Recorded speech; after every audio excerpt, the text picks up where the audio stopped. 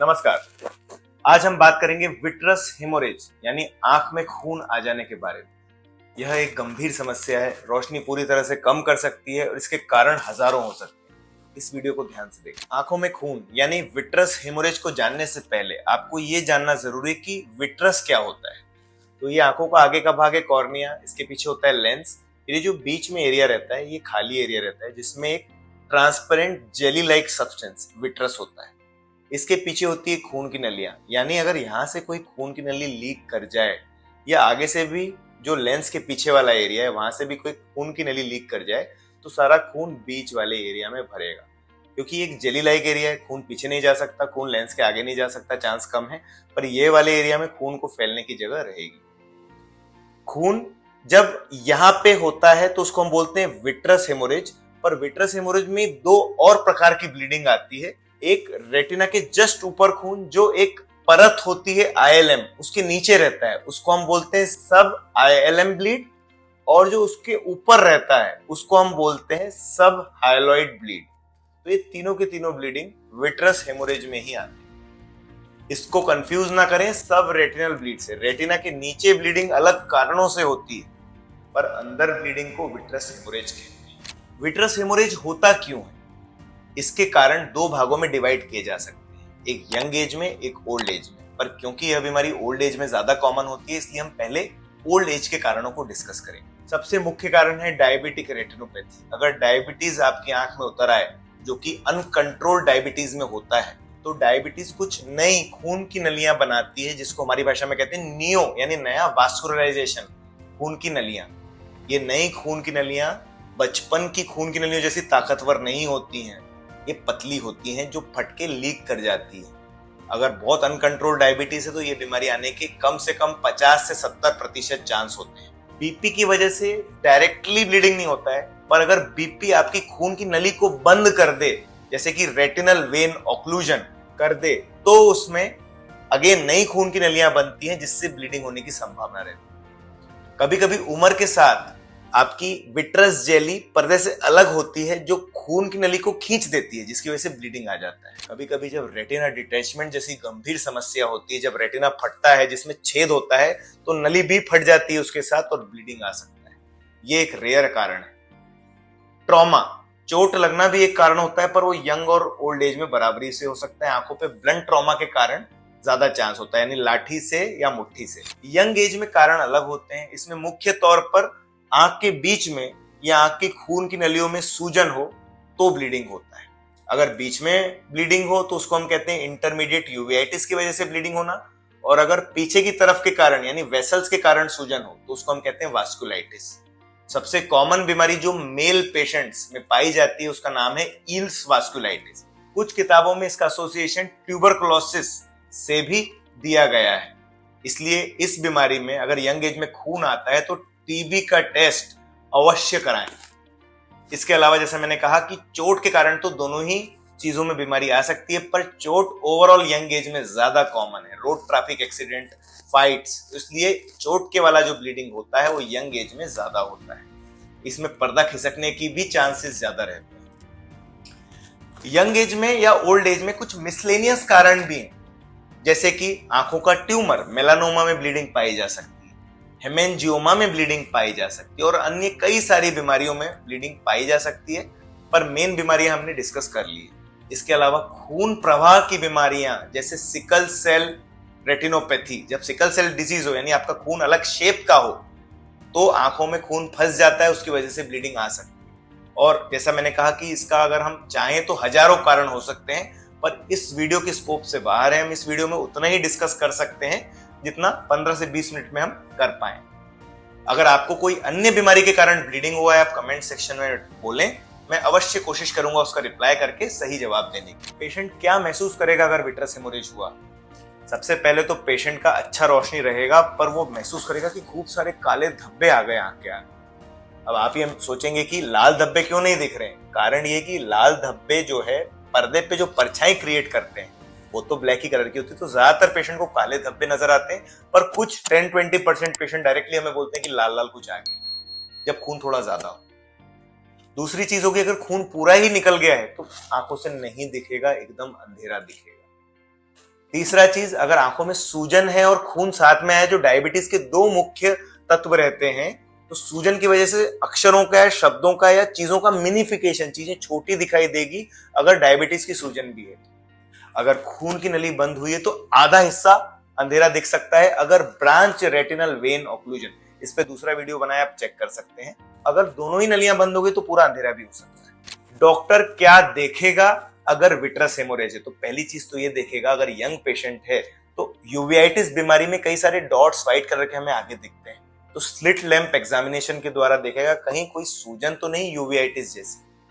Vasculitis या अन्य कोई बीमारी है तो 90D इवेल्युएशन करेगा, एक स्पेशल छोटे लेंस से पकड़ के स्लिट लैंप पे देखेगा और क्या कारण है ब्लीडिंग का, क्या डायबिटीज तो नहीं। फिर इनडायरेक्ट ऑप्थेल्मोस्कोप से देखेगा कि ब्लीडिंग कितने हिस्से में है या कोने कोने में कोई बीमारी तो नहीं। ये सारी जांचों के बाद अगर पूरा ही ब्लीडिंग आया हुआ है तो डॉक्टर को कुछ दिखेगा ही नहीं, तो इसमें आपको क्या टेस्ट एडवाइस करेंगे?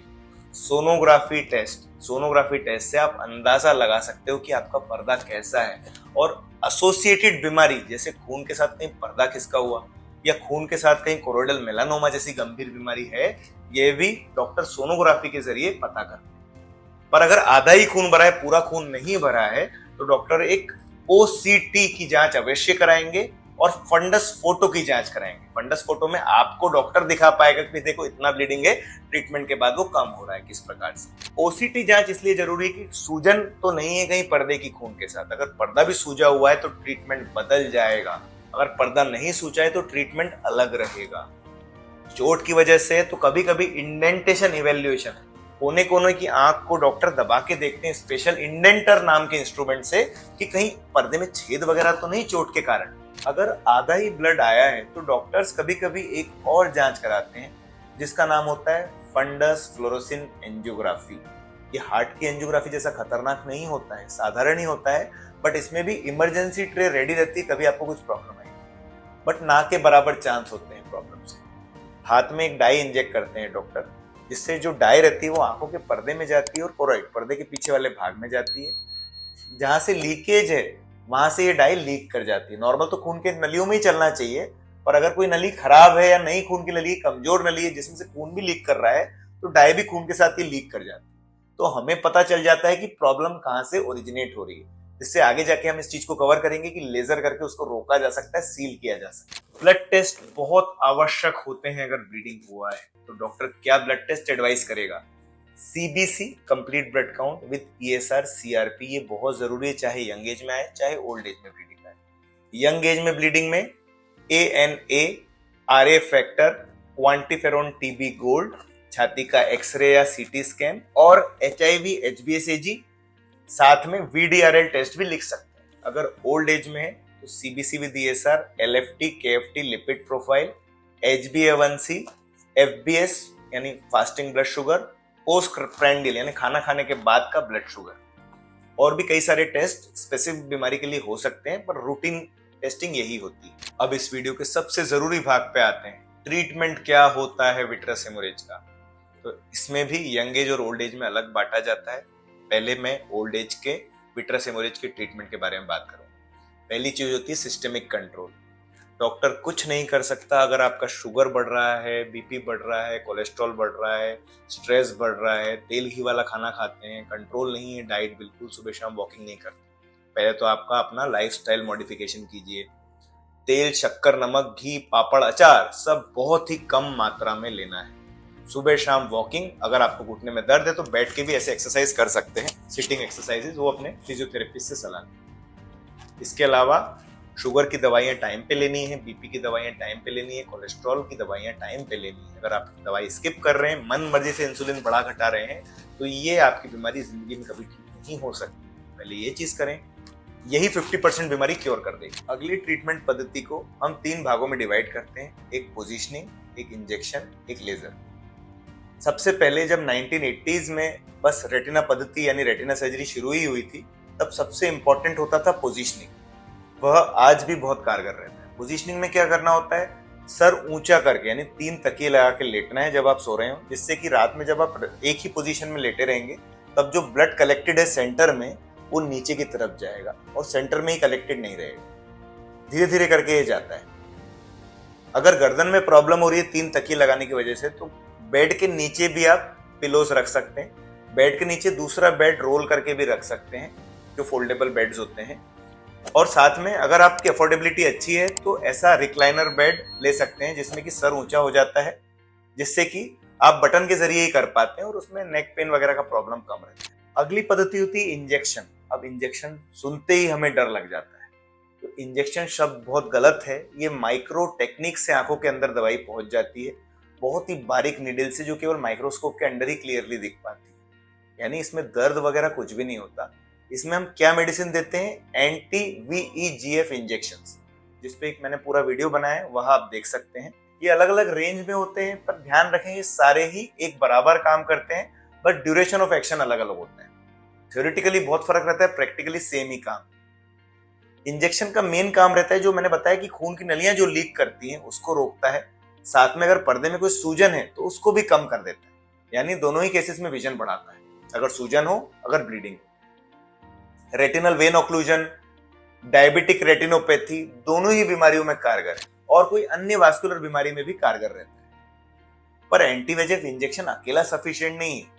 वैसे कुछ नई स्टडीज जो आई है वो कहती हैं कि लगातार हर महीना अगर इंजेक्शन देते जाएं तो भी 1-2 साल में इंप्रूवमेंट आ जाता है। पर इंडिया में ये संभव नहीं है, क्योंकि सबका मेडिक्लेम नहीं होता, इतने महंगे इंजेक्शन बार बार नहीं दिए जा सकते। तो इंडिया में, इवन बाकी देशों में भी लेजर थेरेपी, जिसमें हम डबल फ्रीक्वेंसी ND-YAG लेजर करते हैं, जो ग्रीन रंग की होती है, जो रेटिना में वेसल्स लीक कर रहे हैं उसको सील कर देती। अब यंग एज में कैसे करते हैं इस बीमारी को ठीक? देखिए, ओल्ड एज में हमने वास्कुलर बीमारियों का जिक्र किया, पर यंग एज में वास्कुलाइटिस यानी सूजन वाली बीमारियां मुख्य कारण होती है ब्लीडिंग। चाहे चोट लगी हो, चाहे वास्कुलाइटिस हुआ हो, दोनों की वजह से जो सूजन उत्पन्न होती है उसको केवल एक ही चीज ठीक कर सकती है, स्टीरॉइड्स। स्टीरॉइड से हमें डर लगता है, कोविड में बहुत स्टीरॉइड गलत मात्रा में दिए गए, ज्यादा दिए गए। देखिए, उस समय वो जान बचाने के लिए जरूरी थे। अगर कुछ लोगों को स्टीरॉइड ने साइड इफेक्ट कॉज किया है तो बहुत सारे लोगों को मौत से बचाया भी है।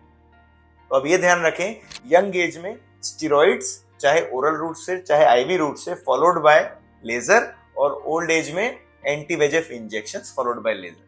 कैसा प्रोग्नोसिस होता है इस बीमारी का? देखिए, बुखार में भी आप बुखार की गोली खा लेते हो, उसका असर कम होता है जब बुखार वापस आ सकता है। सिमिलरली एंटी VEGF दवाई 1 से 3 महीने तक काम करती है, कुछ दवाइयां 3 महीने भी काम करती है, पर उसके बाद क्या? अगर BP बढ़ा, शुगर बढ़ा, टेंशन बढ़ा, या कुछ नहीं भी हुआ तो भी ब्लीडिंग और सूजन वापस आ सकती है। ऐसे टाइम पे एंटी VEGF दवाइयां वापस देनी पड़ती है, स्टीरॉइड की दवाइयां वापस भी देनी पड़ सकती है। अगर यंग एज में हम बार बार स्टीरॉइड देंगे तो प्रॉब्लम आ सकता है। इसके लिए इम्यूनोसप्रेसेंट दवाइयां भी होती हैं, जो स्टीरॉइड स्पेयरिंग एजेंट्स कहलाती है, यानी स्टीरॉइड से बचाने वाली दवाइयां, जिसको कि आप लंबे समय दे सकते हो, बट हाँ, मॉनिटरिंग में अपने आई डॉक्टर या अपने रूमेटोलॉजिस्ट से मॉनिटरिंग में ही लेना है। अब लेजर थेरेपी की बात करें तो कभी कभी लेजर 2 से 3 सिटिंग में होता है। देखिए, अगर एक जगह सील करना है तो आराम से सील कर सकते हो, पर अगर 3-4 जगह, 5 जगह से लीकेज है तो अगर हम ज्यादा लेजर करें तो पर्दे के बीचों बीच सूजन आने का खतरा होता है। तो कुछ डॉक्टर्स 3 सिटिंग्स में भी लेजर करते हैं। इनफैक्ट उसके आगे भी जरूरत पड़ सकती है, जैसे जहां लेजर किया है वहां तो ठीक है, पर कहीं और अगर आपका लीकेज हो जाए तो वहां पे लेजर फिर से भी करना पड़ सकता है। तो ये ध्यान दें कि इसका पूर्ण तरह से परमानेंट ट्रीटमेंट नहीं है।